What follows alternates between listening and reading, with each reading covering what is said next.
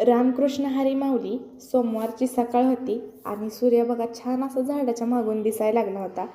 सकाळ सकाळी खूप फ्रेश वाटतं आणि ही बघा आमच्या झाडाची किती छान फुलं उमललेत. किती छान कलर दिसतोय, गोकर्णाची फुलं आहेत ही. आणि छान त्याच्यावर सूर्याची कोवळी किरणं पडल्यामुळं तर ते जास्त छान दिसत होतं. आईने अपराजक्ताची पारिजातकाची फुलं तोडून घेतली होती आणि आमच्या चुलीवर स्वयंपाक बनवायला चालू होतं. मामा मामी आले होते.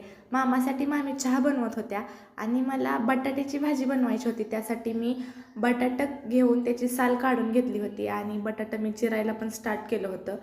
आणि आजची ही बटाट्याची भाजी काय मी कढईमध्ये बनवणार नव्हते. जी मी तुम्हाला काल दाखवलं होतं, आमच्याकडे जे मातीचं गाडगं होतं त्याच्यामध्ये आज मी बटाट्याची भाजी बनवणार आहे. आणि भाजी त्या गाडग्यामधली इतकी छान लागते, इतकी टेस्ट येते ना, काही सांगायचं कामच नाही. जर गाडग्यामध्ये भाजी बनवायची म्हटलं ना तर त्याच्यासाठी गॅस खूप जातो आणि हे गाडगं गरम व्हायला जास्त उशीर लागतोय. त्याच्यामुळं मी चुलीवर चालू केलं होतं. आणि जर एकदा गाडगं ते गरम झालं ना नंतर जास्त जाळ घालायची पण त्याला गरज लागत नाही. आणि मी तेल टाकून मोहरी जिरं टाकून बटाट्याच्या भाजीला फोडणी द्यायला चालू केलं होतं. नंतर त्याच्यामध्ये मी बटाटा पण टाकलं.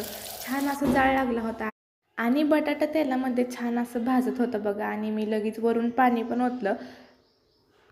आणि जे आपले पूर्वज होते ना ते अशा भांड्यांमध्ये त्यांचा स्वयंपाक बनवायचे. अशा भांड्यांमध्ये केलेलं खरंच खूप छान लागतं. आपली ही परंपरा कुठं तर बुडत चालली आहे आणि ती परंपरा पुढं आणण्यासाठी मी आणि आमच्या आईनं अशी 2 गाडगी घेतली होती. आणि विशेष म्हणजे अशी भांडी वापरायला मला खूप आवडतं. माझी आजी आणि आजोबा मला सांगत असतात सारखं, म्हणजे त्यांच्या काळात अगोदर कसं असायचं. मी तसंच ट्राय करण्याचा प्रयत्न करते. काहीतरी आपली जुनी पद्धत असावी त्यासाठी आम्ही अशी गाडगी घेऊन त्याच्यामध्ये भाजी करायला चालू केलं होतं. आणि आज मी चुलीवर बनवायला लागले. भाजीला 1-2 वेळा उकळी फुटल्यानंतर मी ते मातीचं भांडं होतं ते खाली उतरून ठेवलं होतं. तरी पण त्याला उकळी चालूच होती आणि चूल पेटली होती म्हणून त्याच्यावरच लगे मी आणि मामीनं भाकरी करायचं ठरवलं. आणि चुलीवर पण भाकरी किती छान होते बघा. एकदम छान असा पापोंद्रा येतोय भाकरीला. आणि ते जे मातीचं भांडं आहे ते एकदा जर गरम झालं ना ते लवकर थंड होत नाही. त्याच्यामुळं जर एखादं काय आपलं कच्चं राहिलं असेल अन्न तर ते त्याच्यामध्ये शिजून जातं. ते मातीचं जे भांडं आहे ते गरम झालेलं असतं त्याच्यामुळं त्याला पकडणं उतरून चालत नाही. एका कापडानं ते उतरावं लागतं. जर त्या गरम भांड्याला पकडीनं पकडलं तर ते फुटण्याची शक्यता असते. त्याला तडा जातो, त्याच्यासाठी कापड घेऊनच ते उतरावं लागतं. आणि भाकरी झाल्या, भाजी पण झाली होती आणि माझा आणि पप्पाचा उपवास असतो.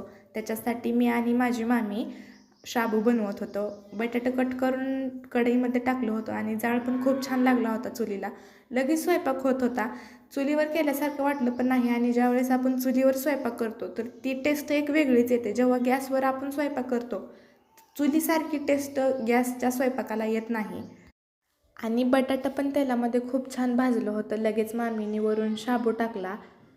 शाबू आमच्यात सगळ्यांना आवडतो त्याच्यासाठी मी थोडा जास्त शाबू भिजत टाकला होता. कारण मामाची मुलं पण आहेत, ते त्यांना पण शाबू खायचा होता. आणि शाबू थोडासा तेलामध्ये परतल्यानंतर वरून शेंगाचा कूट, मिरचीचा ठेचा टाकून व्यवस्थित मामी मिक्स करत होत्या. आणि मुळात आपलं गाव कधीच मागं पडत नाही. चुलीवर तर चुलीवर स्वयंपाक बनवता येतो. गॅस असो नसो चुलीवर चालू करता येतं.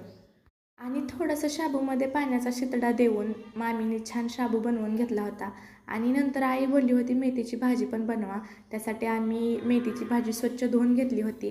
आणि जो आम्ही तव्यामध्ये भाकरी करत होतो तो तवा ऑलरेडी तापला होता.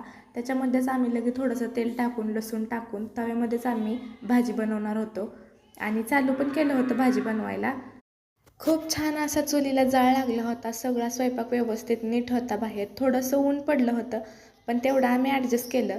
आणि पप्पा रानातून आले होते. रानातून 2 नारळ आणलं होतं पप्पाने आणि एकाच नारळातलं पाणी काढलं होतं बघा. पूर्ण तांब्या भरून नारळातलं पाणी निघलं आहे. आणि थोडंसं नारळात शाई आल्यासारखं झालं आहे. थोडासा नारळ आत तयार झाला आहे. एवढा पण तयार झालेला नाही. पण पाणी किती निघलं आहे बघा. पूर्ण एक तांब्या भरून पाणी निघलं होतं.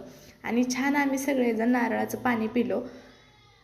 आणि मामीने तेलामध्ये मेथीची भाजी पण शिजवून घेतली होती. नंतर वरून कूट टाकला आणि सगळा स्वयंपाक झाला होता. आणि माझं सोमवार असल्यामुळं मी शाबू, दही, लिंबू ताटात घेऊन खायला चालू केलं होतं.